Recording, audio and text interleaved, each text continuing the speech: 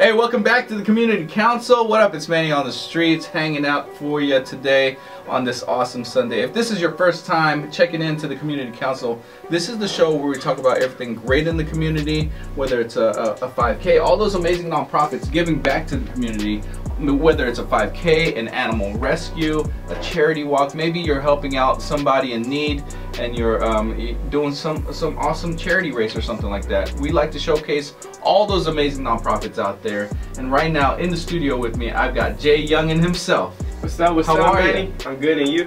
I'm great. Now that you're here, man. I went on your Instagram because you tagged me. Right. And I love that because you are Iamjyoungin and Company as well, right? Right. And it's a nonprofit organization? Correct. Tell me about that.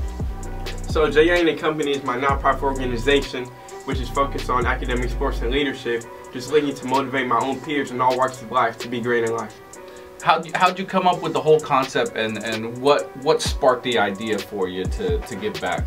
Well, initially, I actually started off with my own clothing brand company when I was 8 called Iamjyoungin Education, which is focused on academic, sports, and leadership. So I did a few events, and teachers and parents, they would come up to me and they started requesting me to be a public speaker. Yeah. And with public speaking came into it, and they were like, oh my gosh, you're operating your clothing brand like a nonprofit organization. You should take that into consideration. So, me and my team blew it off for a little bit. Well, we're just going to keep writing this clothing brand and see how it goes. But we take it into consideration, and that's how initially the nonprofit organization came about. But something else that actually inspired me was in my own household, my parents are always uplifting me and my brother and motivating us to be the best that we can be. Yeah. So when I go to school and I see most of my teens I see like lack of motivation. I see like, how can I instill motivation into them? Because if you're going to be hanging around me, you're going to have some type of driver, some type of energy. Right. So that's another reason why I started my nonprofit. That's awesome. That's so great. Now, how did you evolve from public speaking to, I guess, music, and how does that work with the vision that you have now? When I was doing events, I would be delivering the message, but I see that I wasn't reaching enough of my own peers. Like, I would see blank faces, and some of them would be so in tune into the public talk, and then some others would be confused, like, huh? Like, what is he talking about? So I would open up the floor for questions, and some would ask questions and some wouldn't. But I wanted to make it more personal, so I would stay after the event and have them really make it personal, just to ask them, like, okay, what is it you weren't sure about? Like, what is it you want to know more about? So then I thought, what else is it I can do with a passion that I love? And that was music, since I was around music my whole life as well. Wow. How long have you had this vision? I've been having this vision since I was 8 years old. Really? Yeah, I've been staying consistent. I've rewarded over 100,000 kids year to date with my rewards program. Wow! Oh, wow! Congrats, man. Thank you. Tell me about the rewards program, and how can other kids who are maybe tuning in right now, how can they get involved? So my rewards program, I started it back in 2009, which is for students and athletes. And basically, I just want to reward my own peers and everyone to keep going. I see you doing your thing. I see you pushing yourself. I want to reward you. So you guys can get involved by checking out my website at www.iamjyoungin.org. iamjyoungin.org. Now, Iamjyoungin's in the studio with me. How did you come up with the name Iamjyoungin? Because your original name is Jeremiah, and then Iamjyoungin is your stage name, right? Right. How did you come up with that? So, I mean, it was fairly easy because since my name was Jeremiah, and my grandma used to call me Youngin, like, Youngin, get over here. I know it's kind of like old school stuff. I didn't really know what that was about. Right. Youngin, get over here. So I just put it together, Iamjyoungin, so that's how I got the name to come on. So when you told your parents that you wanted to do this, you wanted to give back to the students, you wanted to give back to your peers and your teens, how was their response? They were all for it. Just the thing that caught them off guard was when I was 8 years old and I told them that I want to have my own clothing brand. Because when I was young, I wanted to do all these different things. I was in dance, I was in acting, I was in guitar lessons, and I was doing all these things that I never stuck with. So I guess when I told them I want to have my own clothing brand, I really had to show them that I was going to stay consistent and not give up. Because, I mean, when we first started my clothing brand, we started it with our last $500. So it was really an investment, and they sacrificed so much for me. So I just can't do nothing but thank them. So you started this clothing brand with the last $500 you got. Did you see any kind of a profit from when you started it? Yeah, I mean, when I first started it, you know, with the first 500, I was really hustling my clothing brand in elementary in the school bathroom. No way. Yes, what? teachers. Like, okay, hold on, Jeremiah. So, okay, if you guys are just tuning in, I got Iamjyoungin right now in the studio with me, talking about him giving back, and now we're talking about how he started hustling his own clothes in the bathroom of the boys' bathroom at middle school. Right. So yeah, teachers coming up to me, Jeremiah, you know you can't do that. I love what you're doing, but you can't sell your product at school. Right. So I'm saying, okay, well, how can I finesse this situation? So we launched our online website 2009. Launched it. So I was telling all my friends, all right, take this flyer, give it to your parents. We're gonna have to start selling everything online now because like they're tripping on me. Like right. they don't want me to make it. Like right. So that happened, and then when I really started to see profit was when people really started to recognize who I was, and they started to book me for events. And then I opened up my first flagship store in 2012. What? At the Pike in Long Beach, California. Congrats. Thank you. That's hard to do. And number one, number two, it's expensive to start a flagship store. Right. Right? Now, how did that come about? So that actually came about when we're reaching all these events and doing all these online websites, but we wanted to really reach more people in a better way because people are always asking, where's your store located? Where's your store located? I was telling my dad, you know, Dad, I think we should go look for a store. And he was like, you think so, Jay? Like, you think that would really benefit? You think it'll really be a good idea to do? And I said, yeah, I mean, we risk takers, right? We gotta try, we gotta start somewhere. So we went looking for locations, and then we found that specific one. Yeah. It was, I mean, right across from the movie theater, upstairs from an arcade, across from restaurants. There, yeah, Adidas, Nike, everybody's over there. Right, so being in that location, it just brought more attraction to the company. Right. More attraction, more people finding out who I am. Coming in, and I was at the store, so people walking in, oh, what is this about? Oh, this is actually my clothing brand I started back when I was 8. So it's like, oh wow, this is you. So I'm making it more personal. Yeah. So that's how the store came about. But then we closed it, so we could just focus online and revamp. Yeah. No, and what I love about you, man, you have this elder mentality. Not that you're old, but you have this elder mentality. I would say mature mentality at such a young age that you have persistence and drive, and you know what to do, what you want to do in life, and what your goal is. So with all that and your accomplishments already so far, where do you want to go next? Keep God first.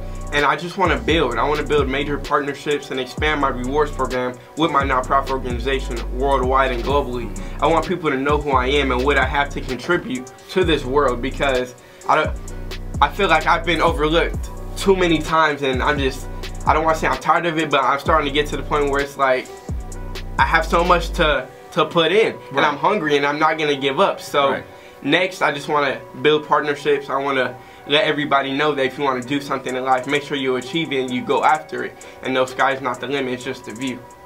Who's your, I guess, biggest influence in your life? I would say my, to make it personal, my dad. I would say my dad's my biggest influence in my life, because not only he's my best friend, my dad, but he's also like, he's my manager, he's my mentor, he's my life coach. Like, he tells me the things I should do. He tells me the things I should change. So it's just, I would say my dad would really be. So you're a rapper yourself. Who do you listen to? Well, I listen to a lot of Diddy, P. Diddy, Rick Ross, Meek Mill, Nipsey Hussle. I like the rap kind. Yeah. But I do listen to a little bit of Lil Uzi on my spare time. But I'm more of like a bars type rapper. Yeah.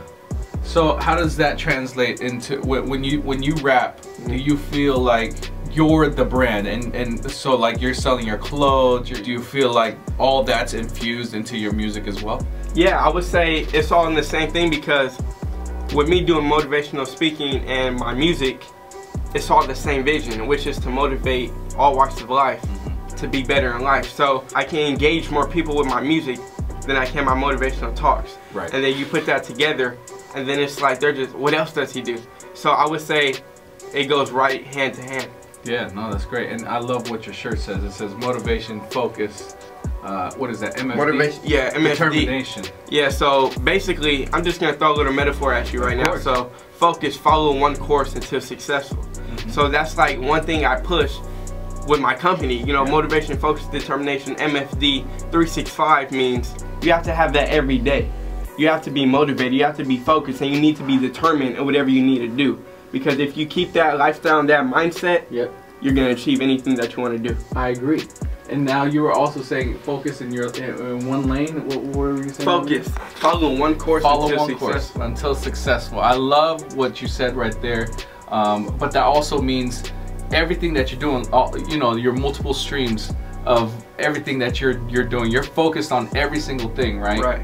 But it seems like a lot to other people. Right. But it's one focus. Yeah, it's one focus. Just stay in your own lane and don't worry about nobody else. What does all your peers say to you? I know, because being at, you know, when I was 17, yeah, I wanted to play sports. I wanted to be in the Olympics. I wanted to get a soccer scholarship. Right. And people probably thought I was weird that I wanted to move out of Jacksonville, Florida, to come follow my dreams to be an actor in LA. Right. You know what?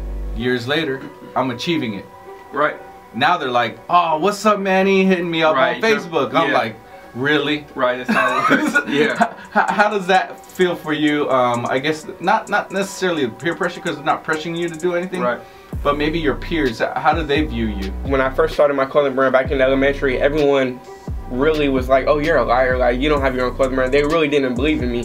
And now that I'm in high school, all of them from elementary are like, "Bro, you remember me from elementary?" Or like girls hitting me like, "You remember me from elementary? Like, we gotta hang. I miss you." Yeah. So I mean, but the ones that have been rocking with me, supporting me, they're like, "Just keep doing what you're doing, man. Like, people are gonna start to flock to you because they're gonna see the success that you're doing, that you've been putting in." So, I mean, you're just gonna have to realize who was there with you from the start and who wasn't. Back in 8th grade, I put out an anti-bullying film called the movie Peer Pressure. No way. Yeah, and it's like I've been on top of this. I know this topic is really popular right now. Yeah.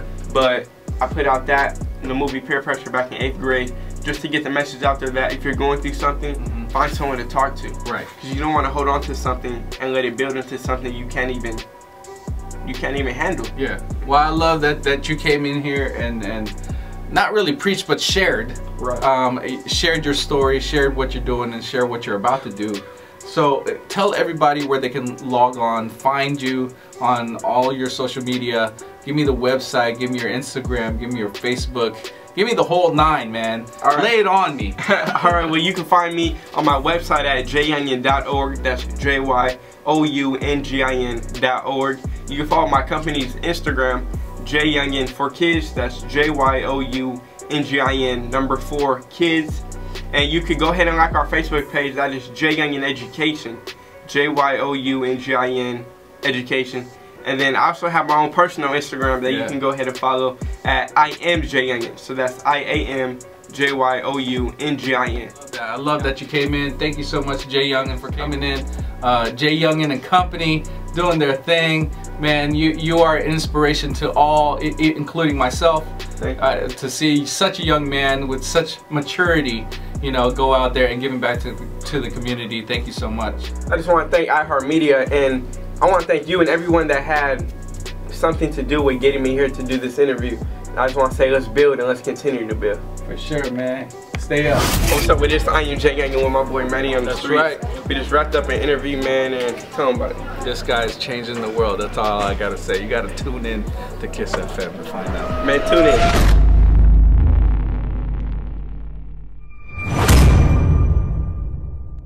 Yeah, I pull up with the sauce. Yeah, I pull up with no talk. Hop at the whip, mask off. My Dre, you look like the frost. I ain't finna chase you, no, no, no, no, no. I ain't finna chase you, no, no, no, no. Cause I got options, you got options. Let me know, let me know. If I want it, I'ma get it. I don't worry about the price.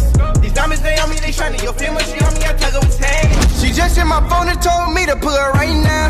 So I'ma pull her right now. Ain't no telling what she tryna do. And I heard that she got a do. I ain't even tripping off that. I really trust nobody. Said they on me, but they funny. If that is shorty, what she owe me? Yeah, the top is looking lonely, but the money keep me company. How could you front of me? You know I'm solid, I keep it 100, cause I'm finna